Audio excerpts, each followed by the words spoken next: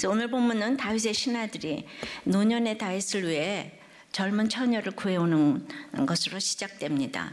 그리고 그 무렵 아버지에게 책망을 전혀 받아보지 못한 잘생긴 아들 아도니아가 왕이 되고자 군대를 준비하며 또 다른 이제 반역의 위기가 찾아옵니다. 이런 가운데 오늘 본문을 통해 다윗에서 솔로몬으로 어떻게 믿음의 후손이 이어지는지를 보겠습니다. 어떻게 믿음의 후손, 첫째로 평생의 약점인 여자 문제를 이렇게 통과합니다. 믿음의 후손이요, 이런 거 해야지 믿음의 후손 내려간다는 거예요. 1절부터 4절입니다. 다윗 왕이 나이가 많아 늙으니 이불을 덮어도 따뜻하지 아니한지라 그의 시종들이 왕께 아뢰되 우리 주 왕을 위하여 젊은 처녀 하나를 구하여 그로 왕을 받들어 모시게 하고 왕의 품에 누워 우리 주 왕으로 따뜻하시게 하리이다 하고 이스라엘 사방 영토 내에 아리따운 처녀를 구하던 중 수넴 여자 아비삭을 얻어 왕께 데려왔으나 이 처녀는 심히 아름다워 그가 왕을 받들어 시중 들었으나 왕이 잠자리는 같이 하지 아니하였더라. 다윗 왕이 늙었어요. 이불을 덮어도 따뜻하지 않게 되자 이제 그의 시종들이 왕을 위하여 젊은 처녀를 구하여 모셔서 이제 그 왕의 품에 눕게 해서 따뜻하게 하겠다고 했어요. 자, 인생의 시작이 있으면 끝이 있듯이 다윗 왕도 늙었네요. 여자 고난, 자식 고난 등 여러 가지 고난을 겪다가 이불을 덮어도 따뜻하지 않은 때가 왔어요.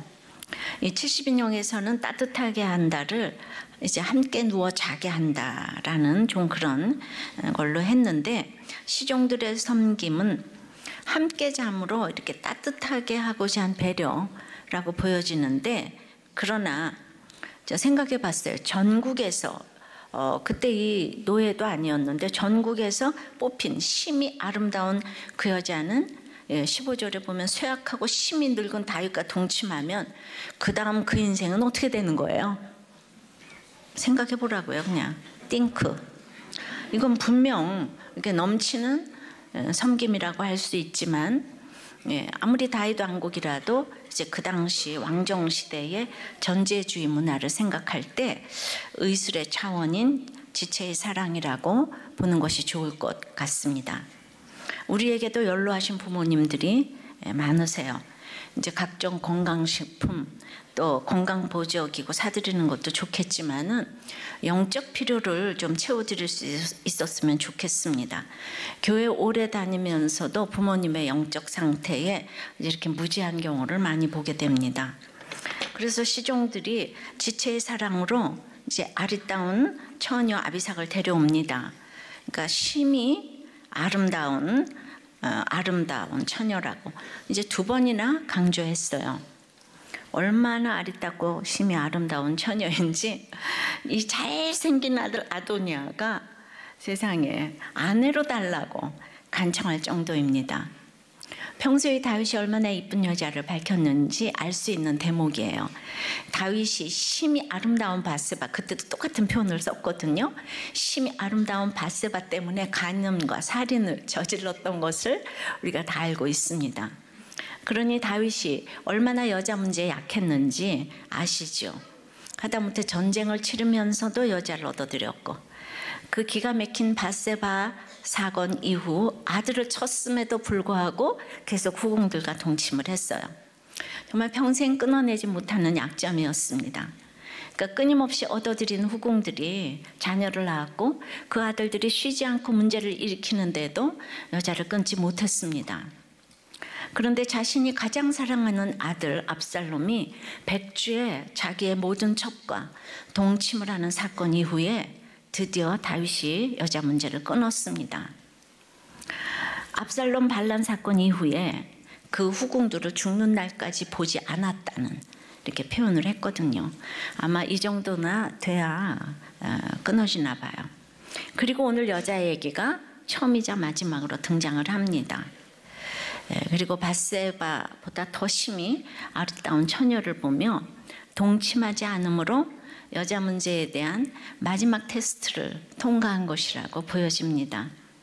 물론 기력이 약해진 탓도 있을 수 있지만 이것은 의지적으로 끊었다는 것으로 아비삭에게 의술적인 봉양은 받았지만 오늘 분명히 동침하지 않았다. 이거 괜히 쓴 거는 아니라고 생각하거든요. 예. 솔로몬을 영적 후계자로 세우는 시점에서 드디어 그 약점을 끊어내는 것을 보여주기 위해 자세하게 오늘 반복해서 언급을 하고 있습니다. 그러니까 자손이 잘 믿으려면 여러분들의 약점을 끊어내라. 지금 이 얘기예요. 믿으라고만 하지 말고. 그 두 번째는 이제 믿음의 후손을 위해서 자녀의 문제를 객관적으로 보고 통과합니다. 5절 6절이에요.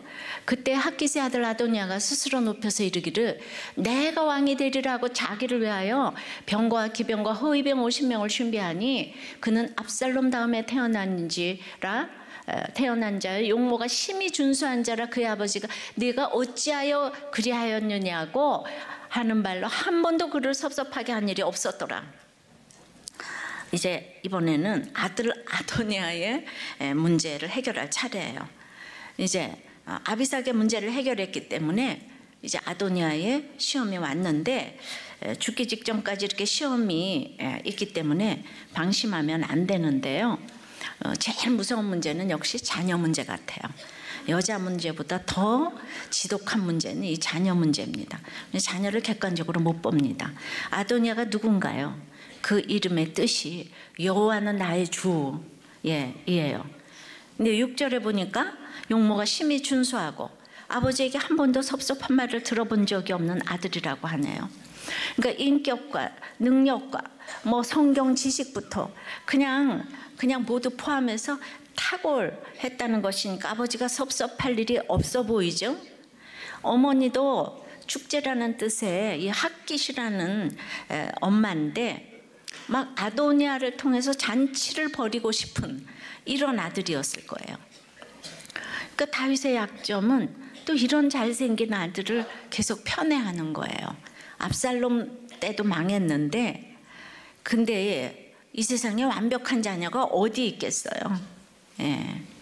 우리는 어떤 완벽한 자녀라도 부모는 잔소리를 해대면서 깨우고 그냥 씻으라고 공부하라고 일어나라고 그럽니다. 그런데 우리들 교회는 하나 더 보태서 큐티해라 이래가면서 또 잔소리를 해대겠죠. 근데 다윗은 그런 자식에게 잔소리는커녕 한 번도 섭섭하게 한 적이 없었다고 하네요. 네. 그러니까 아도니아는 큐티도 잘했는지, 이거 어떻게 완벽한 아들이 있을 수가 있죠? 그러나 다윗의 집안은요, 예수님의 계보로 이어지기 때문에 구속사를 생각해야 돼요. 적용이 달라야 합니다. 어떤 경우에도 이렇게 징계를 아끼는 눈먼 애정은 자식을 망치는 첩경인 거예요. 그러니까 이제 완벽하기보다는 압살롬의 그 아픈 전철을 밟지 않기 위해서 무조건 잘한 것 같아요. 압살롬 있잖아요. 냉대했다가 지금 이런 엄청난 일을 당했잖아요. 이 트라우마가 다윗에게도 있었을 것 같아요. 그러니까 어려운 일을 당해본 적이 없는 이 아들이, 그러니까 이제 아버지가 그렇게 잘하니까 내가 왕이 되리라. 그러니까 결론은 내가 왕이 되리라죠. 하면서 자기를 위하여 스스로 높이도록 아버지 다윗이 조장한 면이 있어요. 그래서 다른 사람에게 당해본 일이 없는 사람은 참 불행한 것 같아요. 우리나라도 이 백의의 민족이 아니고 천자의 나라라고 그랬어요. 그 지고는 못 산다고 하죠. 그래서 우리도 이렇게 죽을 때까지 고치지 못할 정말 이런 약점이 있어요. 다윗이 신정국가의 기틀을 세운 훌륭한 왕이기는 했지만 한 가정의 아버지로서는 부족한 모습을 많이 보여주고 있습니다. 그런데 성경에는 이런 사람이 예수님의 조상과 후손이 된다는 거예요. 얼마나 위로가 됩니까? 정말 오늘 모든 사람들을 용서하는 여러분들 됐으면 좋겠어요. 그러니 잘난 아도니아로서는 평생 다윗에게 또 야단 맞아 본 적도 없고 압살롬까지 죽었으니까 이제 압살롬 그 첫째 아들 암논이 이제 죽었잖아요. 그리고 길르앗 병사했고 셋째 아들 이제 압살롬도 반역해서 죽었고 이 넷째인 거예요. 그러니까 자기가 왕의 후계자라고 믿는 게 당연합니다. 예. 이제 분명히 모든 사람에게는 다른 사람이 갖지 못한 장점이 있어요. 그러니까 인간관계를 잘 맺는 것이 장점인 사람은 그 장점으로 하나님을 전한다면 큰 열매를 맺을 수 있을 것인데, 이제 관계 속에서 사람들과의 즐거움만 찾기를 원하고 그 속에 이제 야망을 숨긴다면 이렇게 아도니아처럼 열매 없는 인생이 될 것입니다. 근데 세상 왕을 만들어주는 이 섭섭한 말을 한 번도 안 하는 아버지가 있는가 하면 널 잘한다 잘한다, 아니면 그냥 세상 왕을 만들려고 날마다 섭섭한 말로 상처를 주는 부모가 있어요. 공부를 못하면 성적표를 뭐 이렇게 태운다던가, 예, 뭐 이런 아버지도 있어요. 예, 그래가지고 눈에 흙이 들어가도 넌 재수는 안 된다, 그래서 흙을 던져버리고 싶었다는 이런 부모도 있어요. 예. 각자의 환경에서 역사하셔서 이 부모 저 부모 다 예수 믿게 해주는 부모가 최고라는 거예요. 결국 이렇게 하다가, 그러니까 마지막에 중요한데 이 다윗은 준수한 아도니아를 객관적으로 보고 내려놨죠. 결론은. 그래서 다윗도 힘들었던 자녀 문제가 이 세상에서 가장 어려운 이제 문제 같다는 생각이 들어요. 여러분은 자녀를 세상 왕 만들기 위해서 그냥 섭섭하게 한 일이 한 번도 없는 부모입니까? 세상 왕 만들기 위해서 날마다 성적표를 불태우면서 이것도 성적이냐 하면서 상처 주는 부모입니까? 우리는 영육의 섭섭함을 통과하는 것은 믿음의 후손이 될 수 있는 지름길일 수 있어요. 우리는 다 연약해서 영적으로 육적으로 섭섭마귀를 다 통과를 못해요. 다 이래도 저래도 섭섭한 것밖에 없습니다. 부모고 자녀고. 이 섭섭마귀를 통과해야 다들 부모도 자녀도 객관적으로 이제 내려놓을 수 있게 될 줄 믿습니다. 세 번째는 믿음의 후손. 반역의 위기를 통해서 그 부하 문제도 통과해요. 하나님의 일꾼을 이제 분별해내는 거죠. 7절서부터 10절 이렇게 보면 7절에 아도니아가 수리아의 아들 요압과 제사장 아비아달과 모이하니 그들이 따르고 도우나 했는데 드디어 이제 요압의 실체가 드러납니다. 다윗 왕국에서 요압의 위치는 절대적이었어요. 다윗이 밧세바와 간음할 때도 도와주고 또 인구조사할 때도 도왔어요. 요압이 다윗에게 충성하느라고 좋은 일 굳은 일을 마다하지 않고 늘 도왔어요. 예, 그러니까 이 나쁜 일에도 다윗에게 피를 묻히지 않겠어요. 그러니까 다윗도 그걸 알아요. 그럴 때 충원을 안 했기 때문에. 엄청난 기회주의였지만은 다윗은 차마 끊어내지를 못했어요. 그죠? 자기도 죄를 졌잖아요. 그러니까 자기도 죄를 짓는 게 이게 문제인 거예요. 다윗이 얼마나 연약한 사람인지 오늘 난 여러분들에게 말씀드리고 싶어요. 왜냐하면 그 일은 다 요압이 하잖아요.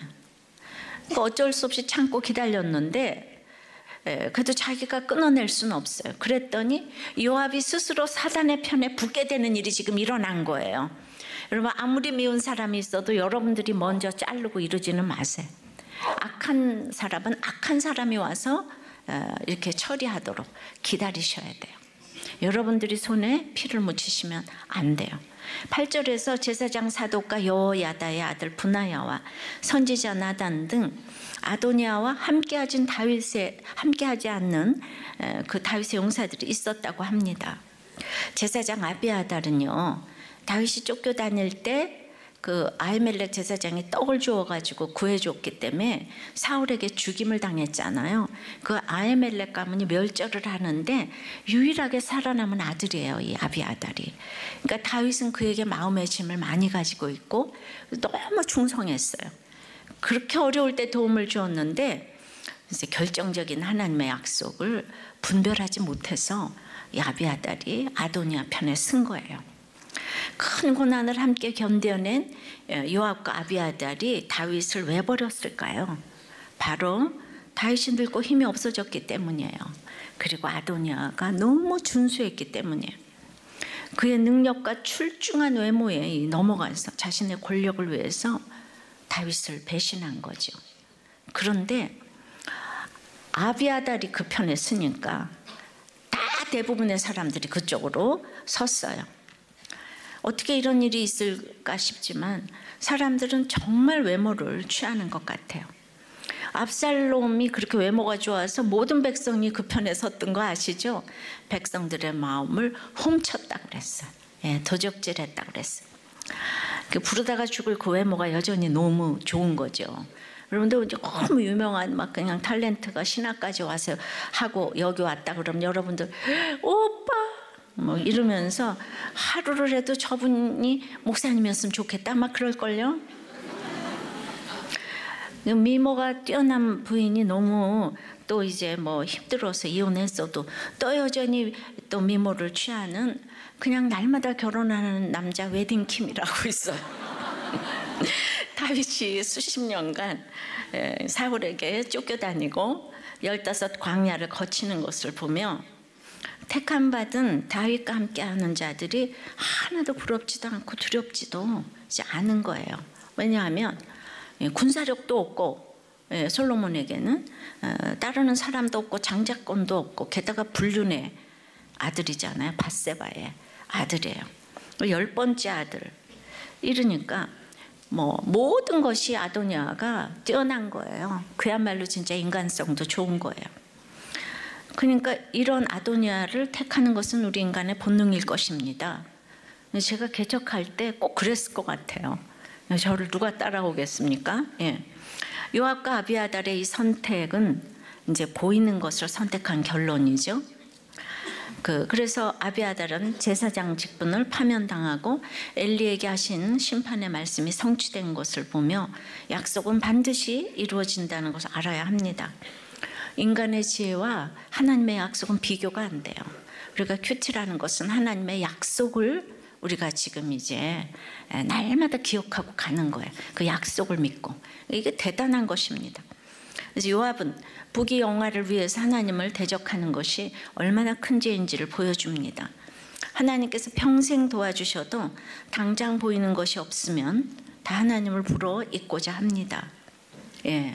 너무 이제 솔로몬이 그냥 형편없고 이랬어도 결국 약속의 자녀였기 때문에 하나님께서 높여주신 거잖아요. 여러분은 연약한 이 솔로몬과 능력의 아도니아 같은 사람 중에 누구를 택하시겠습니까? 회사나 직장이나 집에서나 아들들 볼 때 어떤 아들을 택하시겠어요? 인간의 본성은 하나님을 배반하기 쉽습니다. 근데 인생은 끝없는 선택의 역사예요. 근데 대부분의 인생이 그 아도니아를 택하죠. 사무엘에서는 사울을 택했잖아요. 백성들이 이렇게 망하는 거 알면서도 역시 또 외모를 택합니다. 예, 솔로몬도 지금 이제 이렇게 연약한 약속의 자녀였지만은 후에는 또 타락의 길로 간 것도 또 그때 어리석은 선택을 한 거죠. 그러니까 되었다 함이 없어요. 그러니까 열왕기서가 이렇게 되었다 함이 없는 인간의 그 연약함인데도 하나님이 끝까지 정말 끝까지 내 새끼니까 끝까지 정말 데리고 갔다 이 얘기예요. 네. 그래서 그럼에도 사랑하심이 책에 제가 하나님의 내 새끼라는 표현을 썼거든요. 잘난 게 하나도 없는데 사단이 주는 물질과 음란과 권력의 욕구를 물리친다는 것은 거의 불가능하다고 보면 맞습니다. 이게 대단한 것이기 때문에 뽑고 파괴하고 파멸하고 넘어뜨리는 사건을 주셔서 그래야만 영으로 심고 건설하고 심게 된다는 거죠. 그래서 끊임없는 교훈과 책망과 바르게 함과 의로 교육을 받는 이 큐티 성경 묵상을 하며 자신을 처복종시켜야 되는 거예요. 여러분들 사독은요 기본 성막을 섬기고 있던 제사장이었고 아비아달은 더 신뢰했기 때문에 예루살렘에 언약궤를 맡겼어요. 그런데 다윗처럼 믿음이 좋은 사람도 그 양쪽에서 언약궤가 있던 예루살렘과 기브온 산당 두 군데에서 예배를 보았어요. 하나로 합치지 못했어요.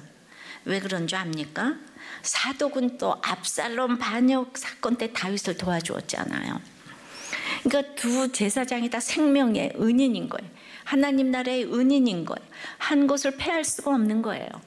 예, 그래서 이스라엘의 왕들이 이 산당 예배를 패하지 못하게 하는 것은 다윗이 이때 이렇게 이거를 패하지 한 거 하나로 이제 합치지를 못했기 때문에 이해가 너무 되지 않습니까?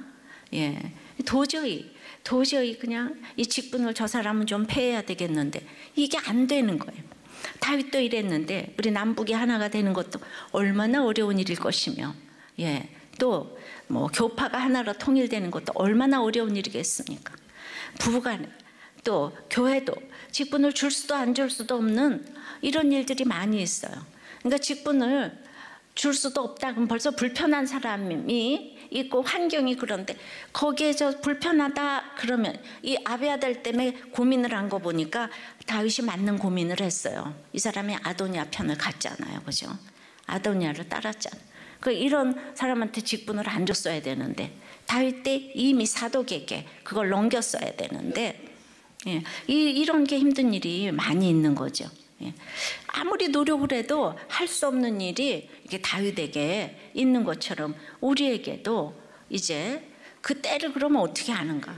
이렇게 큐티하고 우리가 공동체에서 나누면 모든 것이 십자가는 지혜고 지혜는 타이밍이기 때문에 하나님의 때에 정확하게 남북 통일도 되고 교회 통일도 되고 집안의 통일도 되고 다 통일도 될 줄 믿습니다.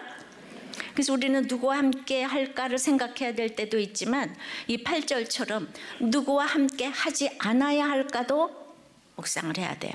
소극적으로 가만히 있기보다는 적극적으로 편을 들지 말아야 할 때도 있다는 것이죠. 자, 그리고 9절과 10절에 보니까 아도니아가 모든 동생과 유다 사람들을 청해서 잔치를 하였는데 딱 선지자 나단과 자기 동생 솔로몬, 분하야, 용사 몇 사람은 청하지 아니했다 그러잖아요. 그러니까 아무리 솔로몬이 약속의 자녀도 솔로몬은 이런 짓을 안 하잖아요. 근데 아도니아는 벌써 이렇게 파당을 지었잖아요. 그러니까 이런 것들이 벌써 방법이 틀린 거예요. 교회에서도 집안에서도 예수 믿어서 이렇게 따돌림 당하는 경우가 있지요. 예, 여러분들도 교회 일 열심히 하다 보니까 세상 친구들에게 초청을 받지 못할 때가 종종 있죠. 초청받지 못해서, 그런데 솔로몬은 얼마나 이거 감사해야 되는지 압니까? 초청받지 못해서. 예, 그런데도 막상 다치면 속이 쓰리죠.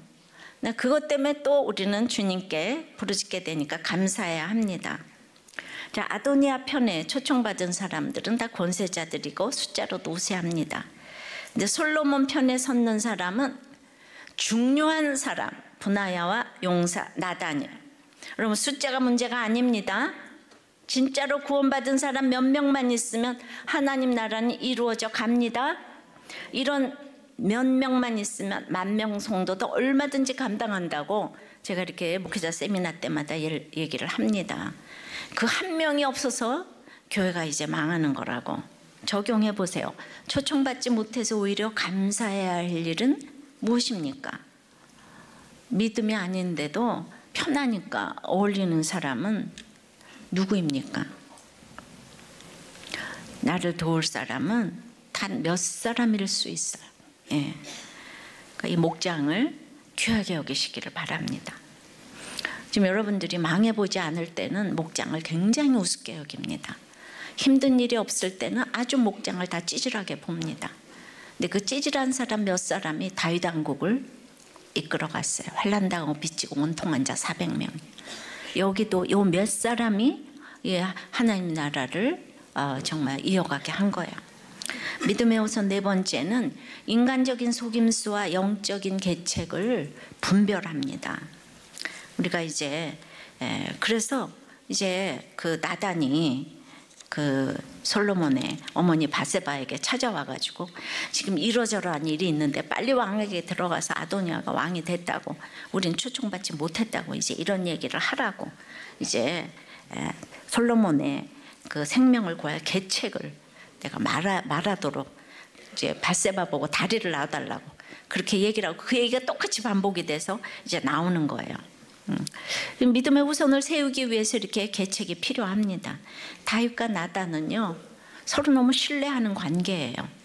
서로 어려워하는 관계가 아닙니다. 제사장 사독이 있고 또 이제 그 아비아들이 있지만 다윗이 진짜 신뢰하는 사람이 바로 이 나단이거든요. 근데 이 나단이 사독편을 들은 거예요.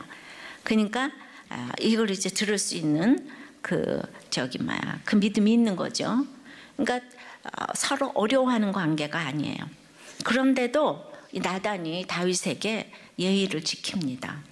직접 들어갈 수도 있지만은 지금 언약궤를 지키는 신뢰받는 제사장 아비아달이 아도니아 편에 섰기 때문에 자칫 정권 싸움으로 비칠 이 우려가 있어서 직접 가지 않았어요. 이게 계책이에요. 이런 지혜가 필요합니다. 그래서 항상 이렇게 순간순간 자기 자리를 아는 것이 얼마나 중요한 일인가를 이렇게 생각했어요. 항상 마지막 믿음의 우선은 자기 주제를 아는 거예요. 자리를 아는 거예요. 저는 15절 묵상하면서 참 은혜를 받았어요. 아비삭 있잖아요. 아비삭이 그 왕이 심히 늙었으므로 시중 들었더라 이 얘기가 나왔잖아요. 근데 이 아비삭을 아무도 주목하지 않아요. 어떤 수식어도 없어요. 칭찬도 없어요. 근데 2절에도 그냥 자기 해야 하는 업무를 묵묵히 행하고 있어요. 그런데 제가 봐서 심히 아름다운 처녀인데 여기 15절에 심히 늙었으므로 시종 들었더라 이러잖아요. 심히 늙었으므로 시종 들었더라. 왕이기 때문에 들었더라가 아니에요. 하나님 나라에 그것이 이어져야 되는데 늙었기 때문에 그렇게 들었어요. 자기 일을 했어요. 아무것도 대가를 바라지 않았어요. 그리고 이후에 아도니아의 정쟁에 희생타가 됐잖아요.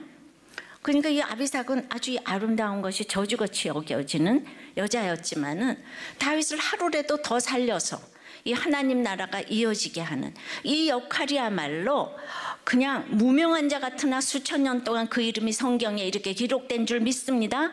전 천국에 가서 아름다운 것도 보고 싶지만 아비삭이 보고 싶어요? 여러분도 가서 문안전하기를 바래요. 정말 이 아비삭이 대단한 그 아름다운 용모 가지고 다 이상하게 쓸 수 있는데 오직 아름다운 용모는 이렇게 하나님 나라 때문에 써야 될 줄 믿습니다. 자기 자리를 아는 것이 하나님의 자리를 아는 것이며 또 하나님의 자리를 상실할수록 월권과 교만이 나오게 돼요. 이쁜 사람들이 이렇게 월권과 교만하잖아요. 그죠? 근데 이 계책은 사리사욕이 아니에요. 예수 생명이 들어갈 계획인 거예요. 우리가 이 전도대회를 해도 이런 계책이 필요합니다. 구원을 위해서 계책을 생각해서 인도하시기를 바랍니다. 나단은 말씀에 의거해서 일을 진행시키고 있어요. 인간적인 속임수와 영적인 계교는 아주 다릅니다.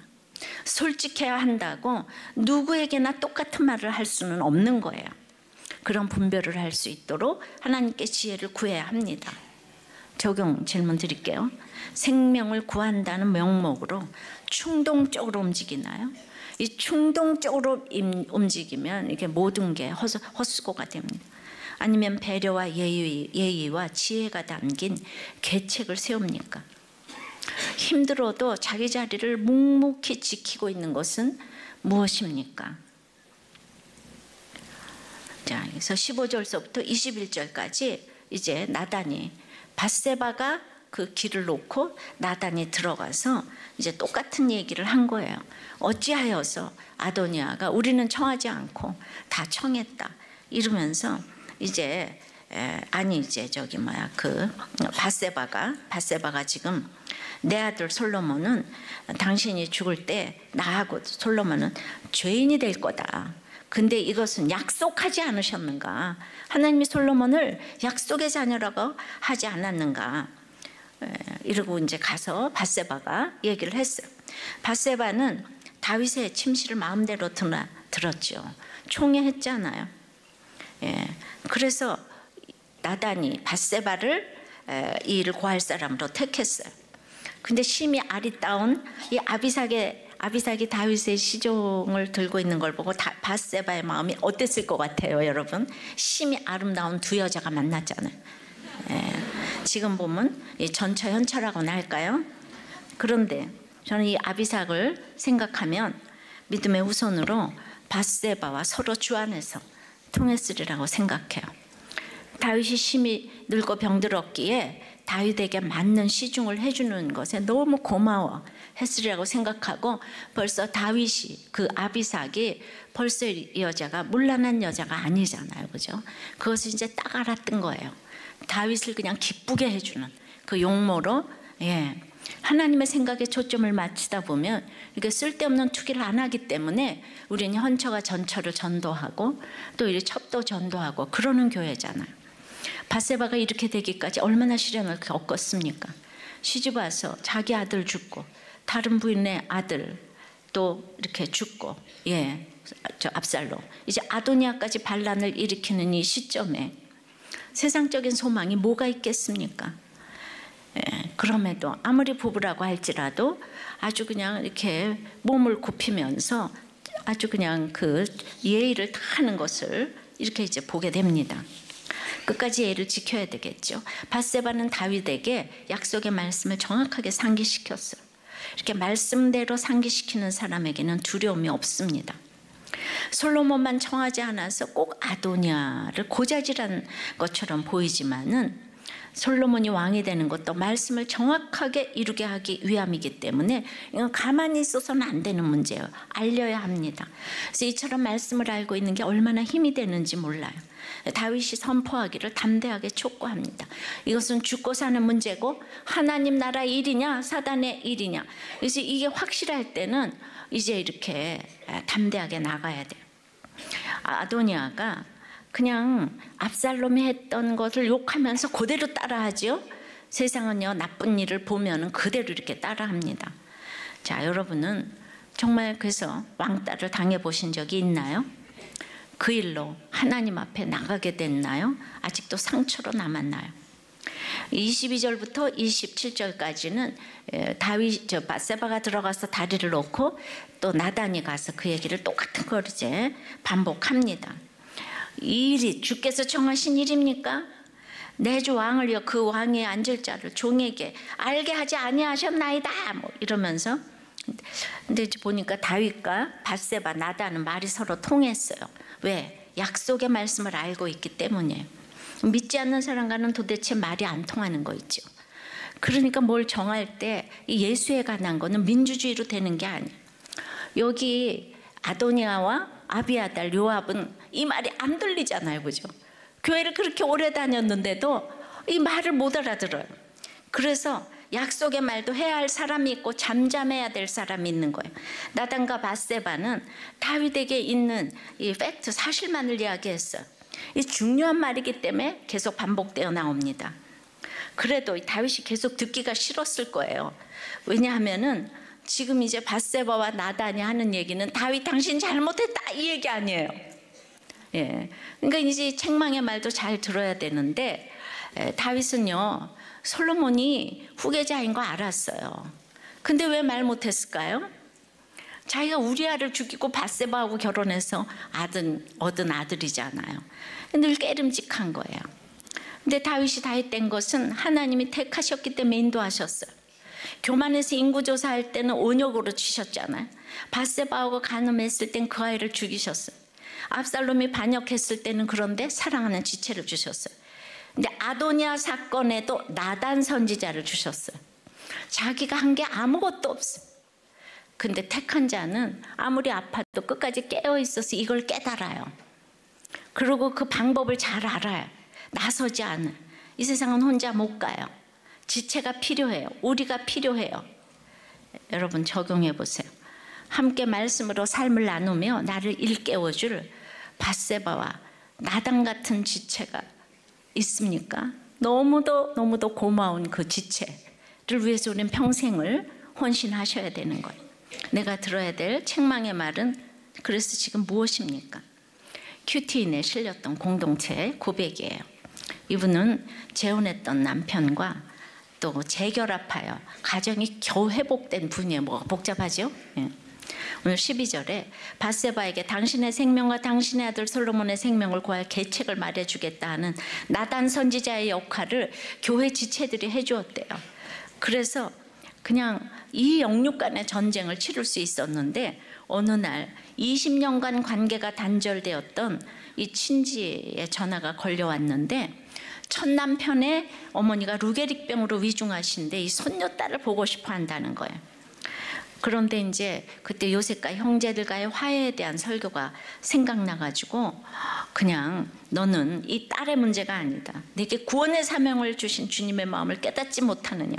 책망의 마음이 들어서 중보기도를 부탁하고 딸과 함께 병문안을 갔는데 15절에 구원을 위해 담대히 다윗 앞에 나아간 밧세바처럼 담대한 마음으로 전 시어머니께 이기적인 자신으로 인해 가족들에게 이혼의 상처를 드린 것에 대해 용서를 구한 뒤에 복음을 전했대요.